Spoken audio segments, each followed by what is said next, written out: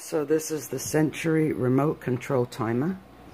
I have put the timer on my fish tank lights and connected the remote to the socket via the learn button on the side. I don't know if we can see this, but on the side of it there is a button there for you to press and hold for a couple of seconds. The light on the socket flashes, and then you press the corresponding button on the remote for off. I did it on number 1, and it turns it off, and then number 1 is going to control it, this particular socket. So when I want to turn my light off, there you go, and on.